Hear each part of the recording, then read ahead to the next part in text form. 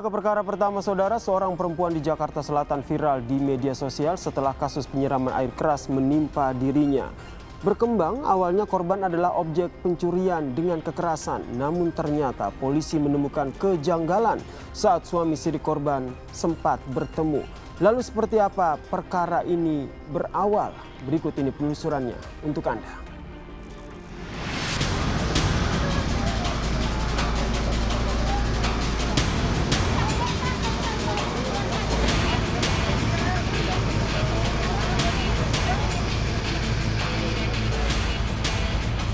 Siram air keras, langsung kabur motornya diambil.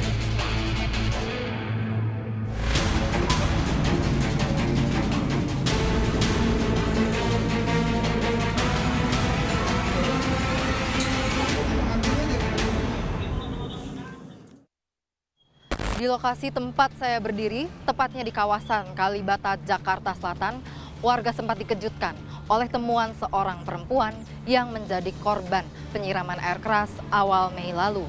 Sempat viral di media sosial sebagai korban pencurian dengan kekerasan atau pembegalan.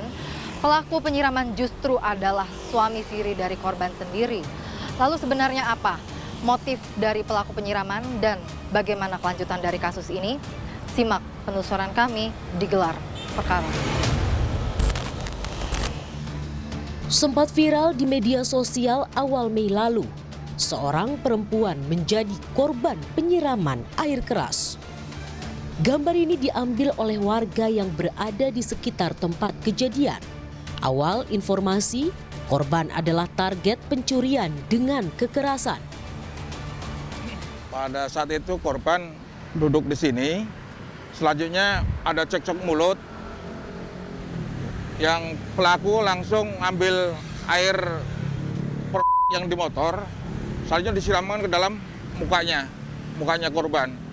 Sehingga korban merasa kesakitan, mukanya panas, lanjut teriak-teriak minta tolong. Pelaku langsung kabur. Kaburnya ke arah mana, Pak? Kaburnya arah ke jalan raya. Korban itu jatuh dan mulai meminta tolong itu di titik mana? Pas di sini. Iya. Selanjutnya minta tolong, minta air karena panas sekali. Selanjutnya dibantu oleh security, dikasih air untuk disiramkan ke dalam mukanya. Kami lantas melanjutkan penelusuran dengan mencari keberadaan korban. Masih di kawasan Jakarta Selatan. Korban menceritakan kronologi perkara yang menimpa dirinya. Kepada kami, korban mengaku suami sirinya yang melakukan penganiayaan. Awalnya sih nggak sengaja ketemu sama dia pas saya lagi pulang kerja. Jadi kaget aja gitu, tahu-tahu bisa ketemu dia. Ya udahlah, dari situ saya dipaksa buat ikut dia karena dia katanya pengen ngomong baik-baik sama saya. Ya sudah, saya juga sempat kabur sih, cuman tetap diikutin terus sama dia. Saya nggak mau jadi keributan di jalan, ya udah akhirnya saya nurutin. Saya nurutin naik motor dia, tapi saya bilang kalau mau ngomong baik-baik, kita ngomong di rumah aja. Tapi saya bukannya dibawa ke rumah saya, malah saya dibawa pergi. Itu nggak tahu pergi kemana. Pokoknya di jalanan itu kita berantem besar. Pokoknya cekcok. Sampai tetap sih dia maksa buat saya minta balik ke dia. Tapi tetap saya nggak mau. Sampai kejadian dia udah kesel juga. Emang sebelumnya kan juga udah ngancem segala macam. Ngancem saya, ngancem anak-anak saya. Jadinya mungkin dia udah rencanain dengan membawa air aki itu dari anak buahnya katanya. Tapi itu emang sudah dia siapkan sejak awal ketika papasan itu, pada hari itu memang dia sudah menyiapkan si air. Salahnya saya nggak ngelihat sih di depan itu ada botol aqua. Itu saya benar-benar nggak ngelihat. Pokoknya pas saya turun dari motornya dia, pokoknya pas di depan kampus Trilogi itu tiba-tiba diberhenti, langsung saya turun. Dan pikiran saya, udahlah, gue mau jalan aja pulang. Tapi ternyata dia sempat manggil sambil ngomong apa, sambil ngebuka itu botol aqua, langsung aja disiram ke muka.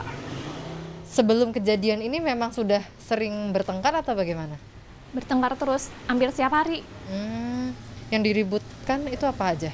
Masalah anak, masalah uang, pokoknya ada aja gitu yang bikin dia kesel. Dia juga cari-cari kesalahan saya gitu. Saat ini pelaku telah mendekam di kantor polisi. Kepada kami, pelaku menuturkan nekat melakukan aksinya lantaran kerap mendapat perlakuan tak menyenangkan dari korban. Saat kejadian, pelaku mengaku refleks menyiramkan air keras setelah amarah yang tak dapat terbendung. Itu awalnya masalah ekonomi, lockdown, siang ada kerjaan, terus ya ribut cekcok. Dia pulang ke rumah orang tuanya, terus saya coba kembali nyamperin, ternyata saya lihat ada chattingan dia dengan seorang pria. Keesokan lusanya saya coba nggak sengaja juga bertemu, saya coba lagi untuk ngajak dia rujuk baik-baik, dan ini ternyata omongannya malah menyakitkan. Dia lebih memilih mantannya karena kata dia sudah duluan kenal dan juga dia sudah nggak ada, ya intinya kenikmatan, Mbak. Tapi penyiraman itu sebelumnya memang sudah direncanakan? Enggak, Mbak. Dalam arti ketika ketemu dengan dia sudah terpikir? Enggak ada, Mbak.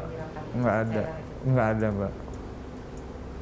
Hal terkonyol saya kalau menganukin dia, Mbak. Nah iya, lalu cairan itu dapat dari mana? Itu sisa dari kerja saya, Mbak, di proyek di Pondok Cabe. Memang ditaruh di motor, alat kerja ada bor dan lain-lain. Sekalian pulang ke rumah untuk besoknya ke RSPAD, kerja lagi di RSPAD. Nah, itu dapat ide dari mana sih untuk ingin menyiram dia itu, kenapa enggak yang lain-lain aja yang dilakukan? Itu cuma di box, Mbak. Ada di box, cuman refleks aja nggak sengaja. Yes, itu buat pelajaran gitu aja. Saya juga istilahnya tuh nggak kalau itu dia air cairan saya pikir juga dia aqua. Refleks gitu aja karena dia. Masa nggak tahu yang ada di motornya sendiri isinya apa, kan tahu alat-alat pekerjaannya. Jadi cuma di dashboard tuh ada cuma yang ada botol itu aja, Mbak. Karena yang di bawahnya itu nggak ada. Di dalam jok ada bor, ada palu. Terus setelah menyiram itu apa yang dilakukan? Saya ke tempat proyek. Ya udah saya ngomong dengan teman rekan kerja, ya udah disuruh saya berhenti kerja. Ya udah luntang-lantung di jalan. Terus ditangkap. Polisi menyimpulkan perkara memuncak saat pelaku tidak terima korban meminta cerai. Korban menghindari pelaku yang kerap melakukan kekerasan. Pelaku yang berprofesi sebagai pengemudi ojek daring sempat mengganti nomor ponsel bersembunyi dari kejaran polisi. Setelah kita mendatangi TKP, kemudian tanya saksi-saksi, dapatlah di situ informasi bahwa ini adalah urusan rumah tangga, ya kan? Karena si suami ini masih kepingin meneruskan hubungan rumah tangga dengan korban, tapi tabiatnya tidak bisa dipertanggungjawabkan, semisal melakukan kekerasan dalam rumah tangga ataupun bisa dikenakan pasal KDRT, itu yang sering dilakukan. Jadi berupaya membujuk si korban ini untuk bisa tetap melanjutkan hubungan suami istri. Tapi untuk hal itu karena korban ini sudah sering mendapatkan hal-hal tersebut, akhirnya dia tetap memutuskan untuk tidak menjalin hubungan rumah tangga kembali. Sehingga pada tanggal 2 Mei kemarin di depan Stekpi, kampus Stekpi itu terjadilah peristiwa penyiraman air keras tersebut. Kebetulan waktu peristiwa terjadi itu memang pas ya, karena ini bulan Ramadan, jadi banyak warga yang meluangkan waktu istilahnya untuk jalan-jalan membeli takjil. Nah, disitulah terjadi peristiwa penyiraman tersebut, sehingga begitu disiram ini korban langsung minta tolong, berteriak minta tolong. Kemudian alhamdulillah dengan adanya kami yang setiap saat mengantisipasi kejahatan jalanan, kemudian mengantisipasi daripada warga kita yang melakukan hal-hal yang tidak baik tentunya, itu kami berada di sana. Nah, kemudian kita langsung kita bantu dan kita amankan si korban. Kita amankan dalam artian kita bantu untuk mendapat perawatan secara medis ya, karena ini disiram pakai air keras. Dari mana pelaku mendapatkan cairan tersebut? Untuk pelaku sendiri itu dia sesuai dengan keterangannya, dia mengatakan bahwa sudah direncanakan dia membeli air keras ini di salah satu toko waralaba ya, yang berada di Pondok Cabe Tangerang Selatan ya, sehingga sudah dapat dibeli, kemudian sudah direncanakan dirubah di dalam isi botol aqua yang sedang itu. Lalu setelah kejadian ini, sebelum pelaku ditangkap, dia kan sempat bersembunyi gitu, sempat menjadi buron. Kemana pelaku sempat bersembunyi pada saat itu? Baik Mbak Sandra, tersangka ini inisial AHN ini alias AAN ini selama dia melakukan penyiraman air keras ini, dia biasa saja melaksanakan pekerjaannya, karena dia ini adalah pekerjaan lepas ya. Dia melaksanakan kegiatannya, kemudian menambah pendapatannya dengan menjadi pekerja ojol ya. Dia melaksanakan itu ya karena dia ini karyawan harian lepas, kemudian untuk menambah daripada penghasilan itu dia melakukan tambahan pekerjaannya itu sebagai pengemudi ojol gitu, hanya menerima order barang saja gitu. Dia mendapat di mana, di Keramat Jati, dia ambil di Keramat Jati. Dapat orderan di Jakarta Pusat, dia diambil. Dan jadi selama ini ya kami sebenarnya waktu itu ya sebenarnya sudah mengetahui, dan karena dia tahu bahwa dia habis melakukan perbuatan ini pasti akan diburu oleh pihak kepolisian. Makanya dia menggunakan kartu nama ataupun kartu telepon itu berganti-ganti. Dia punya sampai dia memiliki 4 kartu nomor handphone itu. Dalam pandangan hak asasi manusia, kaum perempuan adalah kelompok yang rentan mengalami kekerasan.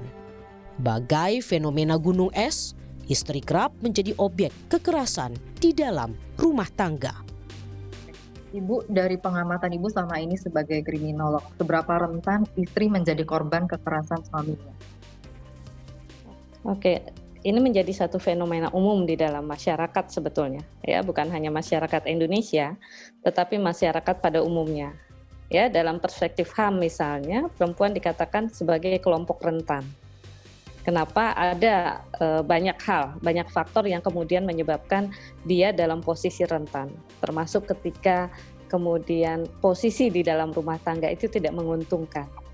Dalam posisi seperti ini, maka kekerasan terhadap perempuan menjadi satu fenomena yang terjadi di dalam masyarakat, dan angkanya sebetulnya ada fenomena gunung es gitu ya, kita tidak pernah tahu seberapa banyak peristiwa ini terjadi. Lalu apa faktor yang mendorong suami dalam suatu rumah tangga itu melakukan kekerasan pada istrinya? Biasanya faktornya apa saja?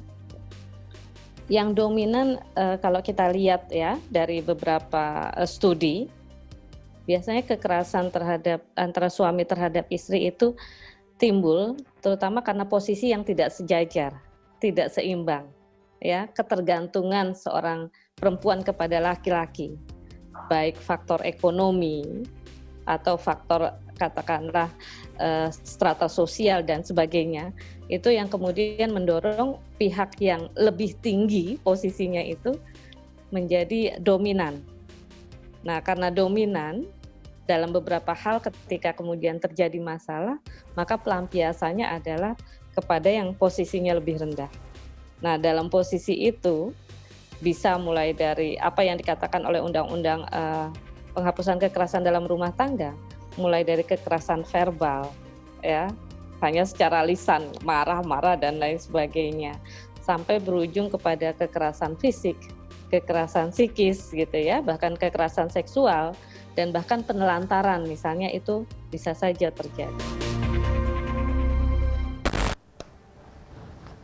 Bekas luka di wajah korban mungkin tak seberapa, namun trauma yang ditimbulkan oleh tindak kekerasan pelaku dapat membekas lebih dalam. Apapun alasannya, kekerasan di dalam hubungan asmara maupun rumah tangga tak dapat dibenarkan.